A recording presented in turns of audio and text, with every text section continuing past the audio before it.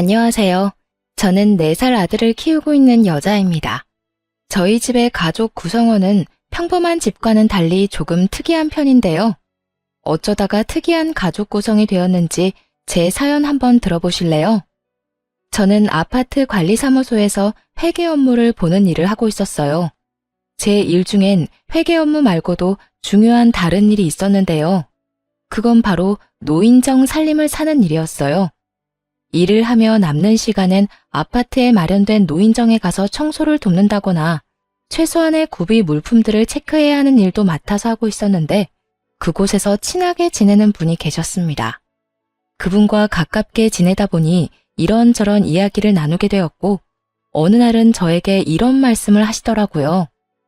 아가씨, 내가 아가씨가 아주 마음에 들어서 그러는데 지금 만나는 사람 없으면 내 아들 한번 만나볼래? 네? 아들 분이요? 그래, 우리 아들.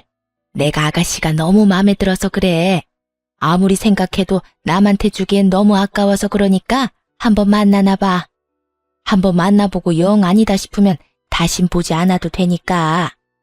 당시 남자친구가 없었던 저는 그냥 한번 만나나 보자 하는 마음에 남편을 만나게 되었어요.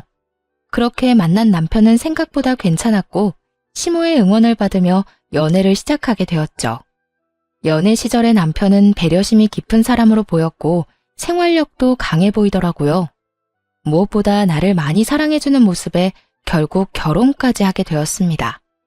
남편을 만나게 해준 사람이 다름 아닌 시모였던 터라 시모는 저에게 정말 잘해주셨어요.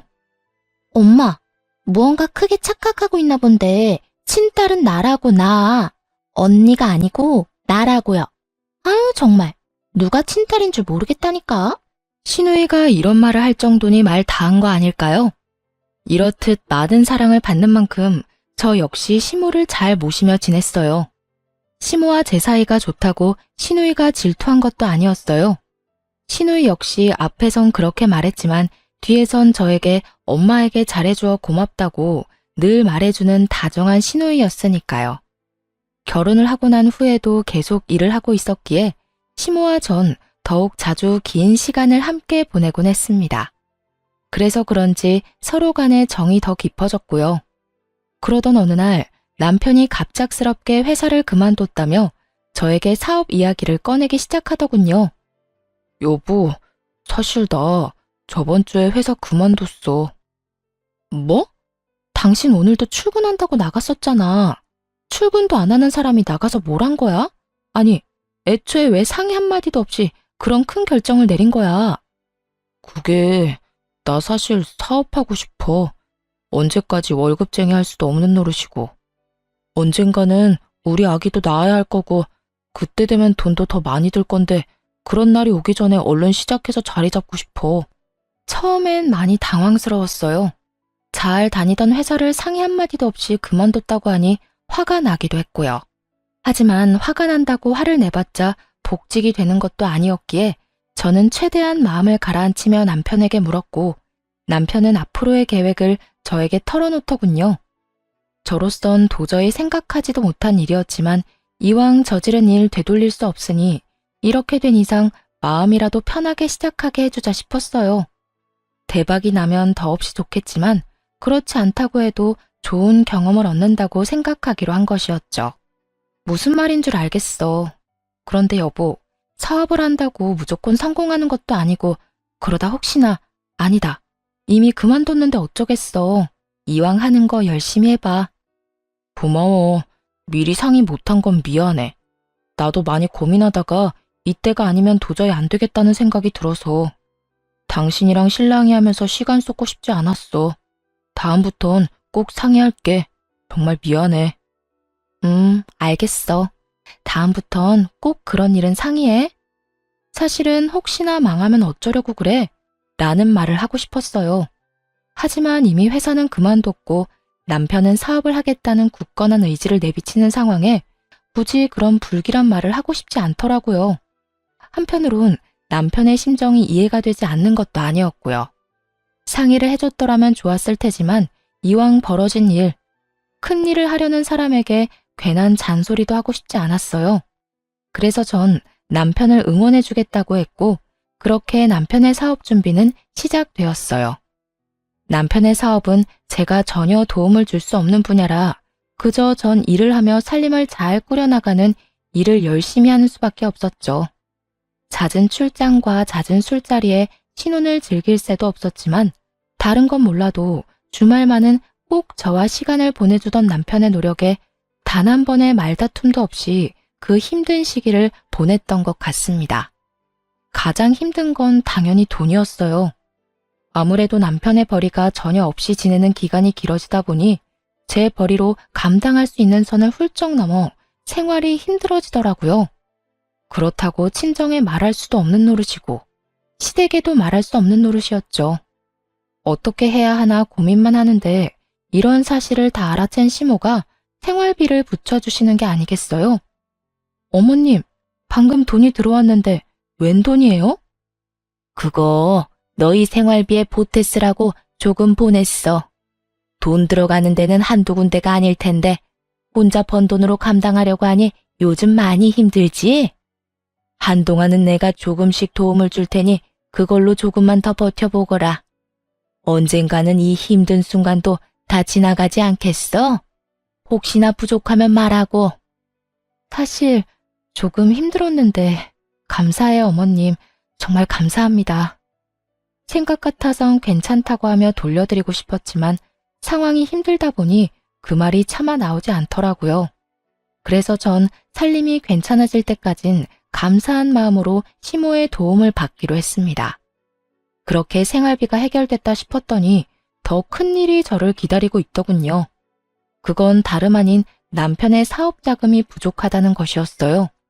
남편의 사업은 오픈을 앞두고 큰 돈이 필요한 상황이 생겨버린 것이었죠.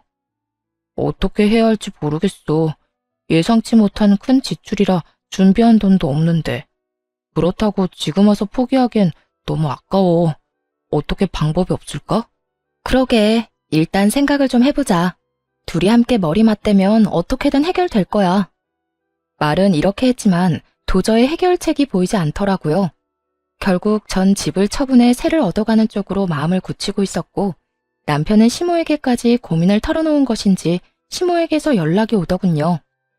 아가, 이야기 다 들었다. 그래서 어떻게 할 생각이니? 그게 뭐든 다 여의치 않네요. 이미 집 마련할 때 받은 대출이 있어서 집 담보대출을 해도 부족하고 그냥 집을 팔고 더 작은 데로 새 얻어서 가야 하나 싶기도 해요. 월세로 간단 말이니? 네, 아무래도 그렇게라도 해야 할 것 같아요. 이제 와서 사업을 그만두라고 하기엔 지금까지의 시간이랑 돈이 아깝기도 하고 무엇보다 그이가 너무 하고 싶어 해요. 잠도 제대로 안 자고 일만 하고 자신감도 넘쳐 보이고요. 행여나 잘 안 되더라도 다시 시작하면 되는 거니까 이번엔 할 수 있는 데까진 도와주고 싶어서요. 제 말을 들은 시모는 생각에 잠긴 듯 뜸을 들인다 싶으시더니 이내 조심스럽게 말을 꺼내기 시작했어요. 아가, 내가 지금부터 어떤 말을 할 건데 네가 싫으면 싫다고 솔직하게 말해다오. 무슨 말씀을 하시려고 이러세요? 편하게 말씀해 보세요. 그게 다른 집에 새들어 살 바엔 우리 집으로 들어오는 건 어떠냐? 아무래도 월세 내고 사는 돈이 아깝기도 하고 네 남편 계속 바빠질 텐데 너 혼자 그렇게 두는 것도 마음에 걸리기도 해. 네 생각은 어떠니? 많이 불편할 것 같니? 감사하더라고요. 그렇지 않아도 월세를 내는 것이 아깝기도 한 상황이었는데 먼저 나서 집으로 들어오라고 해주시니 참 감사하면서도 죄송했어요. 시모의 말에 저는 재빠르게 감사의 마음을 전하며 그렇게 하겠다고 했습니다. 아니요, 저는 너무 좋아요. 어머님, 너무 감사해요. 저희가 들어가면 불편한 점이 한둘이 아닐 텐데 괜찮으실까요? 그럼 괜찮고 말고. 그리고 감사는 무슨. 다른 것도 아니고 내 아들놈 사업한다고 집까지 팔 상황인데 이 정도는 당연히 해야지. 생각 같아선 돈으로 도와주고 싶다만 나도 지금은 다 묶여 있어서 그럴 여유는 없구나. 그리고 네가 불편할까봐 걱정인 게지. 난 너랑 사는 거 불편하지 않아. 오히려 좋은걸? 그러니까 내 걱정은 말고 너만 괜찮다면 함께 살자꾸나. 그리하여 저흰 집을 처분하고 시댁으로 들어가게 되었고, 시모 역시 가지고 있던 자금 조금을 남편에게 주게 되었죠. 자금이 해결되고 나니 남편은 더욱 바빠지기 시작했고, 저는 시모와 더 많은 시간을 보내며 더욱 두터운 정을 쌓아가고 있었어요. 그렇게 3년이란 시간이 지났고 그 사이 남편의 사업은 자리를 잡게 되었습니다. 사업이 안정되니 그만큼 벌이도 좋아졌고 생활비를 넉넉하게 주니 여유로운 생활이 가능해졌죠. 그런 상황에서도 분가는 생각하지도 않았었는데 그 이유는 무엇보다 시모와 지내는 시간이 너무 좋았기 때문이었어요. 평일엔 바쁜 남편을 대신해 시모와 데이트를 하기도 했고 주말엔 세 사람이 외식을 하는 그 시간이 너무 행복하더라고요. 그래서 전 분가는 생각지도 않고 지내게 되었고 행복하게 지내던 어느 날 임신 사실을 알게 되었습니다. 어머님, 저 임신했어요. 오늘 병원 다녀왔는데 6주 됐다고 하더라고요. 뭐? 그게 사실이야? 고생했다, 고생했어. 그래서 요즘 계속 피곤해 보였나 보다. 그런데 혼자 병원에 다녀온 게야? 같이 가자고 했어야지. 왜 혼자 간 거야? 혹시나 아니라고 하면 어머님 너무 실망하실까 봐요. 이럴 줄 알았으면 같이 갈 것 그랬나 봐요. 심장 소리 듣는데 남편보다 어머님 생각이 더 많이 나는 거 있죠? 어머, 심장 소리도 들었니? 다음엔 나도 꼭 데리고 가주렴.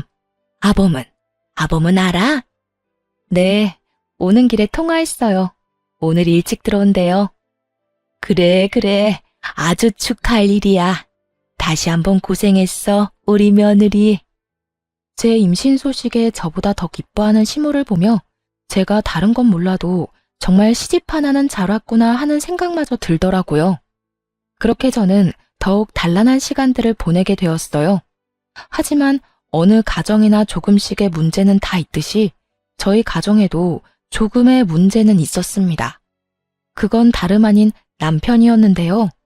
사업이 잘 풀려 여유로운 금전적인 생활과는 달리 남편은 계속 바빴고 그나마 주말엔 무조건 가족과 시간을 보내주던 남편은 어느 순간부터 그 시간마저도 가정에 양보하지 않더라고요. 사업이 잘 되면 잘 될수록 남편은 주말조차도 일을 한다며 집을 비우는 일이 허다했으니까요. 전 그때까지도 남편이 허튼 짓을 한다고 생각은 전혀 하지 못한 상태였어요. 심지어 제가 임신까지 했으니 그런 쪽으론 전혀 생각지도 못하고 그저 남편을 믿고 아기를 잘 지키는 일에 온 신경을 쏟고 있던 때였어요. 지금 생각하면 제가 참 안일하다 싶기는 한데 그땐 전 미련스럽게도 남편은 믿어 의심치 않았죠. 하지만 이런 저와는 달리 시모는 외박이 잦아지는 남편이 신경 쓰였는지 어느 날은 남편을 불러앉혀 이런 말을 하기 시작하더라고요. 아범, 너 요즘에 왜 이렇게 외박이 잦아? 일이 그렇게 바쁜 게야? 그저 평범한 물음이었지만 시모의 눈빛과 목소리의 톤은 전혀 그렇지 않았습니다. 그게 뭐든 다 꿰뚫고 있다는 눈빛과 꽤 화가 났지만 애써 담담하게 누르고 있는 목소리에 저마저도 압도될 것만 같더군요. 네, 어머니. 일이 안정되긴 했는데 유지하려니까 더 바빠지는 것 같아요. 직원한테 맡기는 것도 한계가 있고 무엇보다 제가 다 확인해야 마음이 편하기도 하고요. 남편은 재빨리 자신의 입장을 설명하며 이때껏 가정의 소홀한 이유를 설명했지만 그것으로 시모의 언짢음은 풀릴 기미가 보이지 않았어요. 아무리 그렇다고 한들 잠은 집에 와서 자거라. 몸 상하는 것도 걱정이지만 네 아내 생각도 걱정이야. 신혼 때부터 지금까지 사업한다는 이유로 가정에 너무 소홀하지 않니? 돈 잘 벌어다 주는 게 다가 아니다. 집에서 가족들하고 시간을 보내야 할 것 아니니? 내가 혜정이랑 결혼한 것도 아니고 남편이랑 보내는 시간보다 시험이랑 보내는 시간이 더 많다는 게 말이 된다고 생각해? 죄송해요. 앞으로 집에 신경 더 쓸게요. 시모의 조용한 핀잔에 남편도 조금은 반성하는 듯 했지만 시모는 그런 남편을 한 번 더 밀어붙이더군요. 나한테 죄송할 게 아니라 네 집사람한테나 미안하게 생각해. 네 일이 누구 덕에 잘 되는지 늘 생각하고 네 집사람한테 고마워하란 말이다. 이제 애도 태어날 건데 어느 정도 자리 잡았으면 욕심 그만 부리고 일보단 가정에 좀 신경 쓰고. 네, 어머니. 여보, 미안해. 앞으로 내가 집에 신경 좀 더 쓸게. 저도 내심 섭섭했던 터라 시모의 이런 조언과 핀잔이 얼마나 고마웠는지 모릅니다. 한 차례 작은 폭풍이 지나고 난 후 남편은 다시 가정에 신경 쓰며 노력했어요. 외박을 하긴 했지만 될 수 있으면 집에서 자려고 노력하더군요. 그렇게 시간은 흘러 출산을 앞둔 어느 날, 남편은 한동안 가지 않던 지방으로 출장을 가게 되었고, 전 집에서 시모와 함께 시간을 보내고 있었습니다. 그런데 갑자기 배가 아파지더니 양수가 터져버렸어요. 시모와 전 급하게 병원에 가게 되었고, 7시간의 산통을 맛보고 세상에서 가장 귀한 아들을 품에 안게 되었습니다. 지방에서 오기에 충분한 시간인데도 불구하고 출산을 하고 병실로 옮겨져 어느 정도 정신을 차릴 때까지도 남편은 오지 않더라고요. 어머님, 아직 안 왔어요? 응, 이 녀석 전화도 받지 않는구나.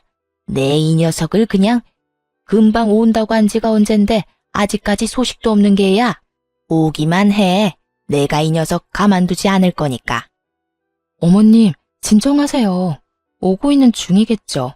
운전 중이라 전화 못 받는 걸 거예요. 처음엔 전화를 받았던 남편은 어느 순간부턴 전화조차 받지 않고 있었고, 시모는 머리 끝까지 화가 나 노발대발 난리가 날 직전이었어요. 저 역시 남편에게 섭섭한 마음이 들긴 했지만 시모가 저렇게 화를 내니 같이 화를 낼 순 없는 노릇이었죠. 시모는 쉴 새 없이 남편에게 전화를 하고 있었고, 그런 시모는 친정 부모님까지 나서 진정시키기 시작했어요. 사돈, 우리 사위 열심히 오는 중일 겁니다. 그러니 이제 그만 전화하시고 조금 앉으세요. 아까부터 계속 서 계셨잖아요. 이러다 방금 출산한 저희 딸 옆에 사돈까지 누우실까봐 제가 걱정이 다 됩니다. 그래요, 사돈. 가까운 곳도 아니고 지방에서 일 보다가 오는 길이라고 하니 좀 더 걸리나 봅니다. 그러니 진정하시고 좀 앉으세요. 조금 쉬시다가 우리 손주 보러 가셔야지요. 이렇게 부모님까지 말리고 나서자 시모는 남편을 대신해 다시 한번 미안하다는 말을 전하며 애써 화를 누르는 듯 했어요. 지금 보러 가셔도 될 거예요. 다들 눈에 넣어도 안 아픈 손주 보시고 집에 가셔서 쉬세요. 전 혼자 있어도 돼요. 아니야. 내가 아범 올 때까지 곁에 있으마. 먼저 들어가 보세요. 제가 제 아들놈 올 때까지 여기 있을게요. 아무래도 그래야 제 마음이 편할 것 같습니다. 시모의 말에 친정 부모님은 내일 다시 오겠다고 하며 돌아가셨고, 시모는 그런 부모님을 배웅하고 오겠다며 병실을 나섰어요. 그때까지만 해도 남편이 금방 올 줄 알았기에 마음 편하신 대로 하라고 했던 것인데, 금방 오겠다고 하던 남편은 아무리 기다려도 오지 않았고, 날을 넘긴 새벽녘에서야 모습을 드러내더군요. 조용히 그리고 조심스럽게 문을 열고 들어오던 남편을 본 시모는 그 자리에서 벼락 같은 호통을 치며 화를 내기 시작했어요. 너 이 녀석! 금방 온다는 녀석이 이제서야 와? 네가 그러고도 남편인 게야. 다른 날도 아니고 네 마누라가 네 새끼 낳느라 생사가 오가는 순간에 넌 뭐하다 이제야 온 게야? 전화는 왜 안 받고? 그딴 식으로 전화 다 무시할 거면 전화기는 왜 들고 다니는 게야? 시모의 호통에 남편은 고개를 푹 숙이더니 변명을 해대기 시작하더군요. 그게 전화 받고 급하게 오는 길에 졸음운전을 했어요. 그동안 피로가 쌓이긴 했는지 마음은 급해 죽겠는데 그 와중에 살짝 존 모양이더라고요. 전 그냥 눈만 감았다 떴는데 앞에 화물차가 서 있는 걸 보고 이대로는 안 되겠다 싶어서 쉼터에서 잠시 눈만 붙이고 출발한다는 게 이렇게 늦었어요. 죄송해요. 미안해 여보. 내가 참 너무 미안하다. 그간 남편이 얼마나 치열하게 살아왔는지 누구보다 더 잘 알던 터라 시모와 저는 그런 남편에게 더는 아무 말도 할 수가 없더라고요. 화가 나지도 않았고요. 물론 섭섭한 마음이야 있었지만 이렇게 무사히 온 것만 해도 다행이라고 생각하며 앞으론 태어난 아들과 함께 더 큰 행복이 가득한 날이 기다리고 있을 거라 믿어 의심치 않았습니다. 하지만 이런 제 확신을 비웃기라도 하는 듯 남편은 가정에 더욱 소홀해지더군요. 저에게도 더는 다정하게 대하지도 않았고요. 심지어 아들에게마저도 애정이 없는 남편을 보며 참 생각이 많아지더군요. 그렇게 생각은 많아지고 남편에 대해 다시 생각해보게 되던 어느 날, 일은 터지고야 말았습니다. 그날도 아기가 있는 집은 다들 그렇듯 아들의 울음소리로 시끄러웠고, 전 그런 아들을 달래며 불편한 것이 무엇인지 찾고 있었어요. 그런데 그 순간 아무것도 하지 않고 그저 아들이 우는 것을 보던 남편이 자리를 박차고 일어나더니 화를 내며 이런 말을 하는 것이 아니겠어요? 시끄러워. 도저히 시끄러워서 집에선 쉴 수가 없어. 시끄럽다니. 당신 자식 우는 소리를 시끄럽다고 하면 어떻게 해? 그리고 아기가 우는 게 당연하지. 매번 생글생글 웃기만 하면 그게 정상이야? 그거야말로 이상한 거라고. 우는 건 아기들이 하는 일종의 표현이야. 아무리 그래도 너무하잖아. 모처럼 집에서 좀 쉬려고 해도 쟤 때문에 도무지 쉴 수가 없다고. 쟤?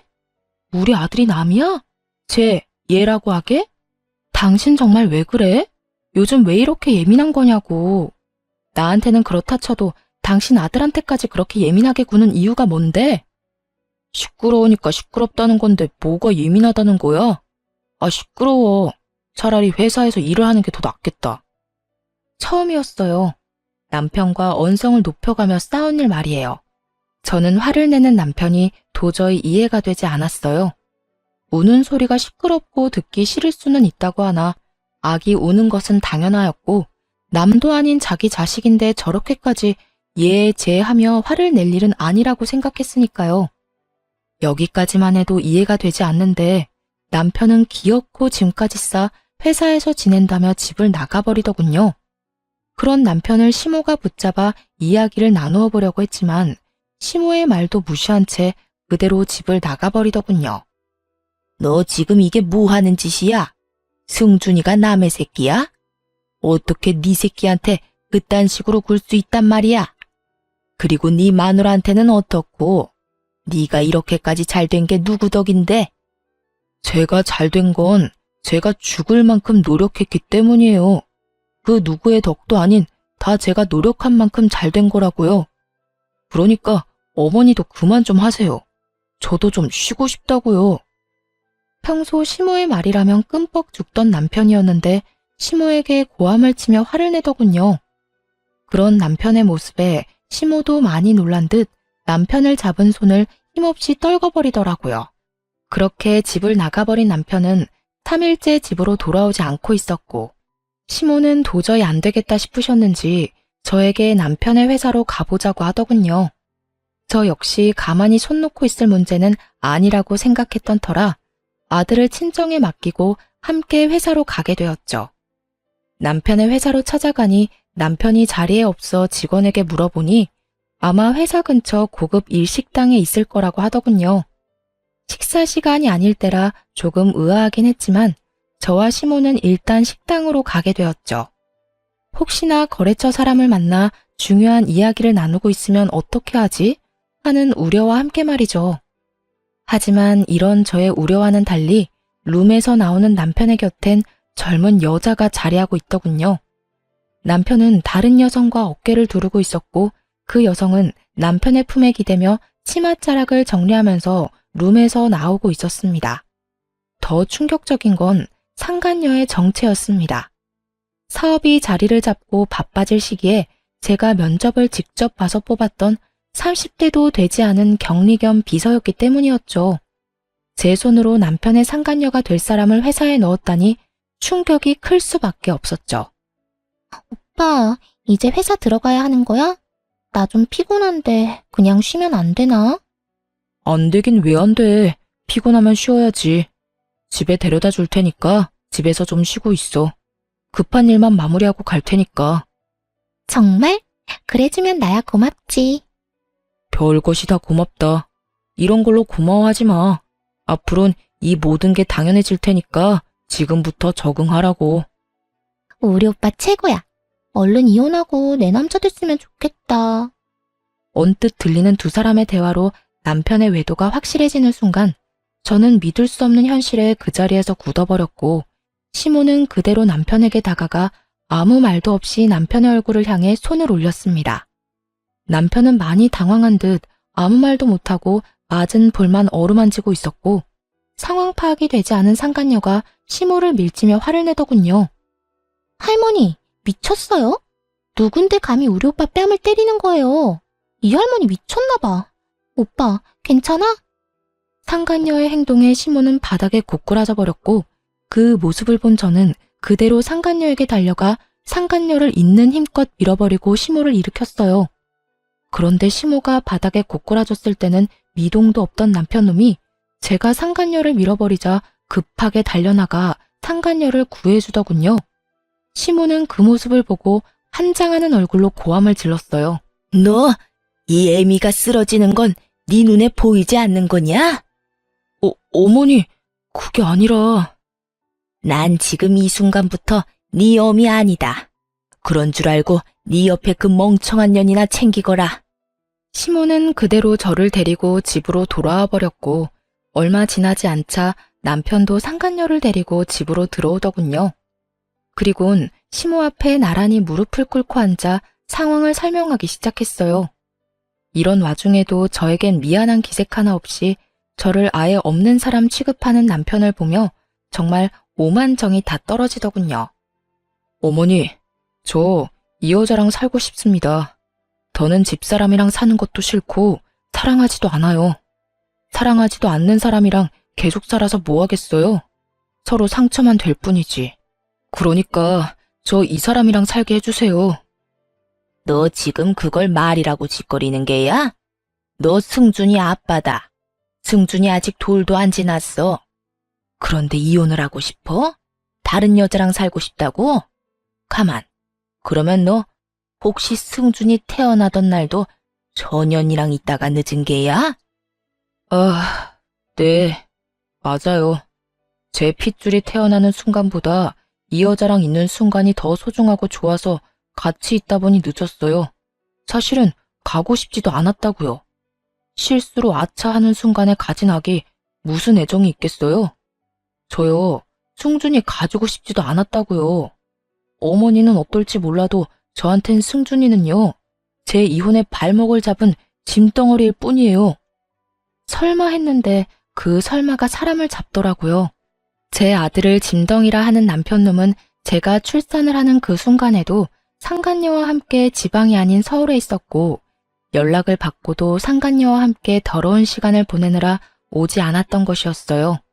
그때부터, 아니 그 전부터 이미 남편은 저와 아들이 아닌 상간녀에게 온 마음이 떠난 후였던 것이었죠. 제 핏줄을 짐덩어리라고 칭하는 남편을 보며 시모는 분노에 담은 큰 웃음을 터뜨렸고 남편은 아랑곳하지 않고 단호하게 저와의 이혼을 말하기 시작했어요. 짐덩어리? 그게 네 진심인 거야? 정녕 네 아들을, 세상에서 하나뿐인 네 아들을 짐덩이라고 생각하는 거냐고 묻고 있어. 네, 어머니. 저한텐 하나뿐인 아들도 그저 짐덩이일 뿐이에요. 그만큼 이 여자 사랑한다고요. 그러니까 어머니도 집사람이랑 승준이한테 정 그만 주시고 이 여자 좀 받아주세요. 남편은 흔들림 없는 눈빛으로 시모를 바라보고 있었고 시모 역시 남편을 냉정하게 바라보고 있더군요. 그런 두 사람의 모습을 보던 상간녀는 감히 본인이 끼어도 되는 자리라 생각했는지 시모에게 애원을 하기 시작했고요. 어머님, 아까는 죄송했어요. 오빠 어머니인 줄 모르고 왜 이상한 사람이 와서 행패를 부린다고 생각했어요. 어디 다치신 곳은 없으시죠? 상간녀의 물음에 시모는 대답 대신 매서운 눈빛으로 노려봤고 상간녀는 시모의 눈을 피하지도 않고 말을 이어나가더군요. 저 마냥 예쁘게 보이지 않는다는 거 잘 알아요. 그런데 저 진짜 오빠 사랑하거든요. 그러니까 저 좀 받아주시면 안 될까요? 제가 어머니 정말 잘 모시고 아기도 빨리 가져서 손주 빨리 안겨드릴게요. 저 가정교육도 잘 받아서 음식도 잘하고요. 내조도 저 여자보다 잘할 자신 있어요. 아, 참나. 가정교육을 잘 받았다는 년이 남의 남편이랑 이딴 짓을 저질러? 도대체 어떤 가정교육을 받으면 외도나 저지르면서 조강지쳐 쫓아낼 생각을 한다니 말이야? 어머님, 그 점은 저도 유감이긴 한데, 그래도 너무 사랑하는 거 어떻게 하겠어요. 자식 이기는 부모 없다고 어머님이 이해해 주세요. 제가 잘할게요. 그 입 다물지 못해? 누가 네 어머님이야? 네가 여기서 말할 처지나 된다고 생각하고 말을 하는 게야? 이 자리가 어떤 자리인 줄 알고 감히 말을 섞으려 들어? 시모의 호통에 상간녀는 고개를 숙이며 입을 다물었고 시모는 거친 숨을 내쉬더니 저에게 물어왔습니다. 아가, 아니, 혜정아, 네 생각은 어떻니? 앞으로 어떻게 했으면 좋겠어? 전 이혼하려고요. 서로 저렇게 죽고 못 사는 사이라고 하는데 이혼하는 게 맞는 것 같아요.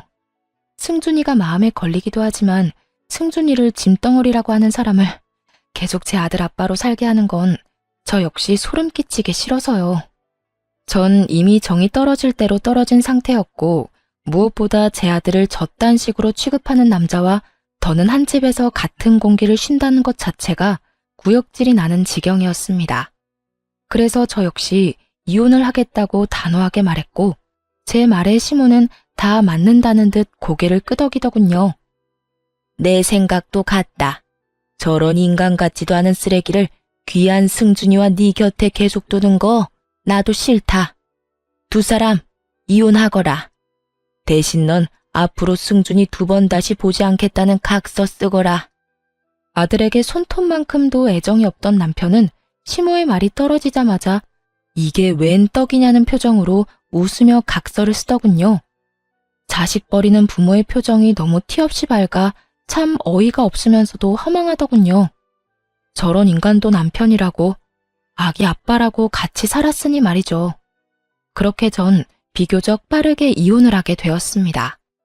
재산 분할 위자료는 다 저에게 좋은 쪽으로 끝이 났고 상간녀에게도 위자료를 받았어요. 그것 역시 전 남편의 지갑에서 나온 돈이었겠지만요. 여러모로 저에게 유리한 이혼이었는데 이혼을 하고 나니 저에겐 더 큰 재산이 기다리고 있더라고요. 이거 바꿔라. 이건 그놈 사업 시작할 때 집 팔아 투자한 돈이랑 내가 투자한 돈 넣은 통장이고 이건 내 재산 관리하는 분 명함이다. 알고 보니 시모는 저희가 집을 팔아 합가를 할 당시 저도 모르게 전 남편에게 각서를 쓰게 했다고 하더군요. 시모나 제가 원할 시엔 시모가 투자한 돈을 비롯해 집을 팔아 투자한 사업 자금을 다시 반환한다는 각서 말이죠. 아파트를 팔아 투자한 돈은 반환 시점의 시세에 맞춰 반환하되 시세가 투자할 시점보다 낮을 시엔 투자금만 반환한다는 내용도 넣었다고 하셨고요. 어떻게 되든 제가 손해보는 일은 없도록 하신 것이었죠. 시모는 저의 이혼이 마무리될 때쯤 변호사까지 선임해 그 돈을 다 받아왔다고 하더라고요. 어머님, 돈은 알겠는데 명함은 왜 주시는 거예요? 내 남은 재산 다 너한테 넘기려고 한다. 내가 하려고 하니 너무 복잡하기도 하고 네가 나서서 작성해야 하는 서류도 많다고 하니 네가 직접 만나서 정리 좀 해. 아무래도 늙은 나보다 젊은 네가 나서면 더 빨리 일 처리가 되지 않겠어? 통장에 찍힌 금액만 해도 놀라운데 시모의 재산까지 준다고 하니 멍하더라고요. 단 한 번도 생각해 본 적 없는 금액이었으니까요. 전 가까스로 정신을 차리고 시모에게 언제부터 이런 계획을 세운 것인지 물어봤어요.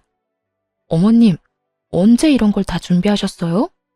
진작 다 이렇게 하려고 했던 거였어. 투자금 회수는 그놈이 그딴 짓을 저질러서 다 뺏어온 거였지만 내 재산은 너하고 우리 딸한테 주려고 했었어. 그 시기를 앞당긴 것뿐이었지. 내가 늘 말했지? 너도 내 딸이라고. 내 딸이 돌도 안 된 아들을 혼자 데리고 살아야 하는데 이 정도도 부족하단다. 아무리 그렇다고 한들 너무 가분한 금액이란 생각이 들더라고요. 받은 위자료도 있고 재산 분할도 잘 받았던 터라 더는 시모에게 손을 벌리고 싶지도 않았고요. 어머님, 아무리 그래도 이건 너무 많아요. 전 아파트 처분한 돈 중에 제 몫만 나눠받아도 충분해요. 나머진 어머님 노후자금 하세요.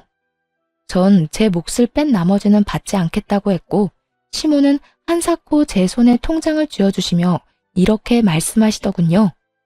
노후 자금은 따로 마련해 놨어. 그러니까 그냥 다 바꿔라. 이혼하기 전에 다 넘겨주면 그놈이 또 이혼 안 한다고 난리 부릴까봐 지금에서야 준단다. 투자금 회수한 것도 내가 다시 돌려줄 거라고 믿어 의심치 않던 눈치던데 어림도 없는 소리지. 그 사람이 가만히 있지 않을 텐데요. 이 사실을 다 알게 되면 분명 어머님 찾아가서 난리를 부릴 거예요.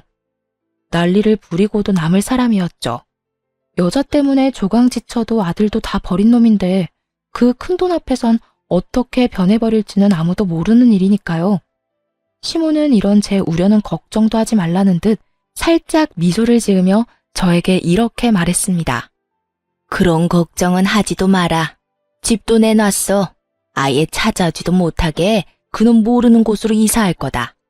그러니 너도 다신 찾아오지도 못하게 멀리 이사하거라. 그리고 그 돈은 꼭 받아. 내가 훗날 필요하면 말할 테니 그때나 용돈이나 좀 주려무나. 내가 가지고 있으면 다 그놈 몫이 될 건데 나는 그 꼴 못 본다. 알겠지? 그래도 어머님, 너무 많아요. 살아봐라. 이 돈이 많은지 내 재산이 많은지. 사람 앞일 모르는 거라고 언제 어디서 큰 돈이 필요할 줄 누가 알겠어. 그러니 살 날 많이 남은 넌 잔말 말고 받아. 이렇게까지 하는데 어쩔 도리가 없더라고요. 잘 가지고 있다 훗날 필요하실 때 다시 돌려드리면 되겠다 하는 생각이 들기도 했고요. 어찌되었든 전 시모와 연을 끊지 않고 가깝게 지낼 계획이었거든요. 결국 전 돈을 비롯해 나머지 재산도 정리해 넘겨받게 되었습니다. 그 후 모든 사실을 한 전 남편이 제가 잠시 친정에 머물고 있다는 사실을 알고 친정으로 와 울고불고 하며 매달리기 시작하더군요.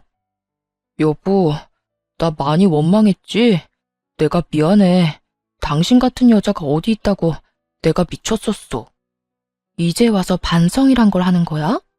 내 마음에 대못이란 대못은 다 박아놓고선 이제 와서 뭐? 미안? 미쳤었다고? 대단하다, 대단해. 고작 그런 말로 내 마음이 풀릴 거라고 생각하는 거야? 내가 무릎이라도 꿇으면 당신 마음이 풀리겠어? 당신 마음이 풀리기만 한다면 나 이깟 무릎 얼마든지 꿇을 수 있어. 이렇게 말한 전 남편은 제 앞에서 무릎을 꿇고 싹싹 빌기 시작하더군요. 사실 이런 전 남편의 모습을 상상해 본 적이 있었어요.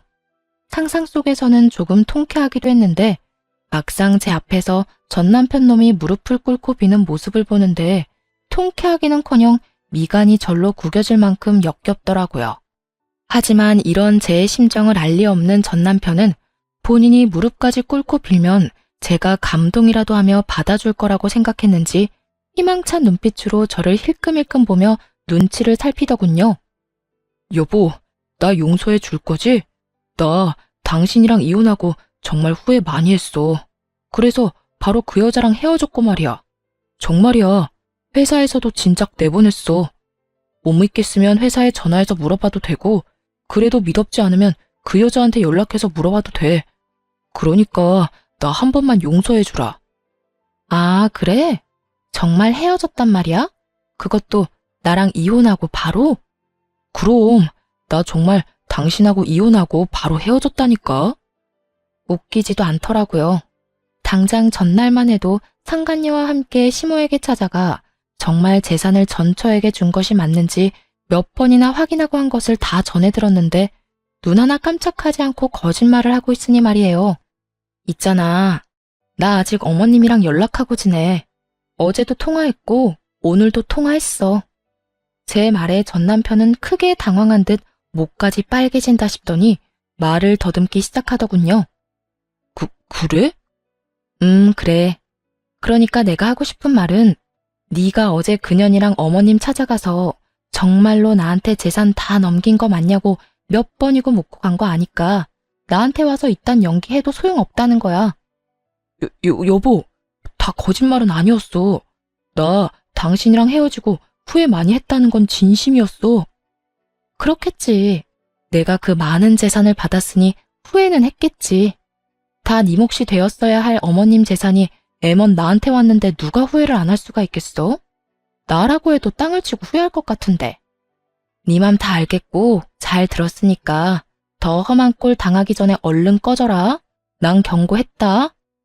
전 남편은 제 경고가 우습게 들렸는지 미동도 없이 손이 발이 되게 빌기 시작하더군요. 잘못했다, 너 없이 절대로 못 산다, 우리에겐 자식이 있지 않냐 등등 되지도 않는 말들을 짓거려대면서요. 경고도 했겠다. 더는 그런 전 남편의 꼴을 보기도 싫었던 저는 아들의 똥기저귀를 찾아와 전 남편의 얼굴에 던져버리고 집 밖으로 쫓아내버렸어요. 에이, 이게 뭐야? 이거 똥이잖아. 너 미쳤어? 미친 건 너겠지. 여기가 어디라고 찾아와서 되지도 않는 눈물바람이야. 다신 찾아오지 마. 또 찾아오면 똥기저귀로 끝나진 않을 거니까. 알아들었으면 당장 꺼져. 계속 난동 피우면 경찰 부를 거야. 경찰을 부른다는 말까지 나오자 겁이 나긴 했는지 더는 난동을 피우지 않고 돌아가더군요. 그 후 들려오는 소식엔 큰 금액의 돈이 빠져나간 남편의 회사는 급격하게 기울어져 버렸고 가세가 기울자 상간녀는 전 남편이 마련해준 집을 처분해 소리 소문 없이 도망을 가버렸다고 하더군요. 전 남편은 회사를 다시 일으켜 세우기 위해 신우이에게 연락해 시모를 백방으로 찾으려 노력했지만 신우이 역시 전 남편을 차단해버렸다고 하더군요. 모든 태풍이 지나가고 지금의 저는 누구보다 잘 살고 있습니다. 시모와는 가깝게 살고 지내다 신우이가 먼 곳으로 시집을 가는 바람에 친정에서 가까운 곳으로 집을 얻어 시모와 함께 살고 있어요. 처음 제가 시모에게 함께 살자고 했을 때 시모는 한사코 안 된다며 거부를 하셨었어요. 어머님, 이제 저랑 승준이랑 같이 살아요. 혼자 승준이 키우기 너무 힘들어서 어머님 도움이 절실하다고요. 그건 안 되는 일이다. 내가 너랑 사는 게 말이나 된다고 생각하는 게야? 말이 안 될 건 뭐예요? 어머님 평소에 저 딸처럼 생각하신다고 하시더니 다 거짓말이었어요? 그냥 하신 말이었어요? 그건 아니지만 그래도 안 될 일이야. 너 나랑 같이 살면 새 출발은 꿈도 못 꾸게 될 거다. 아직 나이도 젊은데 새 출발해야 할 거 아니야. 어머님, 이렇게 생각해보세요. 제가 새 출발을 하려면 밖에 나가서 일도 하고 사람도 많이 만나고 해야 할 텐데 그러면 승준이는 누가 봐주나요? 전 친정 부모님들 못 믿어요. 죄송한 말이긴 하지만 친정 부모님보단 어머님이 더 신뢰가 간다고요. 승준이도 어머님을 더 좋아하기도 하고요. 그러니까 그렇게 바라시는 제 새 출발을 위해서라도 함께 살아주세요. 네? 제 말에 시모는 눈물까지 글썽이며 제 손을 잡아주시더라고요.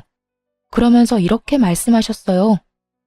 넌 어떻게 돼 내가 그런 생각을 하는 게야. 나는 널 볼 면목이 없는데 넌 어째서 나한테 이렇게까지 하냔 말이야. 나 때문에 네 인생이 망해버린 것 같아서 널 볼 때마다 내가 너무 미안한데 네가 그렇게 말하면 내가 같이 살 수밖에 없지 않니? 어머님, 제 인생 안 망했어요. 그저 이혼만 했을 뿐이에요. 그까짓 이혼이 뭐라고 제 인생을 감히 망치겠어요? 그리고요, 이혼은 했지만 엄마 같은 어머님도 제 곁에 계시게 됐고 무엇보다 우리 승준이를 얻게 되었잖아요. 그거면 됐어요, 전. 그러니까 저랑 같이 살아주세요. 제가 정말 마음이 편치 않아서 그래요. 고맙다, 고마워. 아니에요. 제가 더 감사해요. 시모는 끝까지 우기고 드는 제 뜻을 결국 받아주셨고 결국 저희 집 가족 구성원은 시모와 저 그리고 아들이 되어버린 것입니다. 조금은 특별한 가족 구성원이 된 지도 꽤 시간이 흘렀네요. 잘 먹고 잘 우는 것이 일이던 제 아들은 벌써 4살이 되었거든요. 다행스럽게도 아들은 아빠의 빈자리가 느껴지지 않을 만큼 밝고 사랑스럽게 자라고 있어요. 시모와 전 여전히 사이가 좋고 요즘엔 어머님이란 호칭 대신 엄마라는 호칭으로 부르고 있을 만큼 더욱 가깝게 지내고 있답니다. 처음 엄마를 모시고 산다고 했을 때 친정 부모님께서 선뜻 그렇게 하라고 하신 것은 아니었어요. 하지만 엄마가 저에게 어떻게 하는지를 누구보다 가까이에서 봤던 터라 짧은 고민 후 저의 뜻대로 하라고 해주시더라고요. 지금은 저희 관계를 인정해 주시는 것을 넘어 함께 시간을 보내는 일도 많아요. 이렇듯 저는 특별한 가정 속에서 행복한 삶을 보내고 있습니다. 앞으로도 저는 특별한 인연으로 생긴 엄마와 함께 아들을 잘 키우며 행복하게 살아가 보려고요. 제 사연은 여기서 끝이 났습니다. 긴 저의 과거 이야기를 들어주신 모든 분 감사드립니다.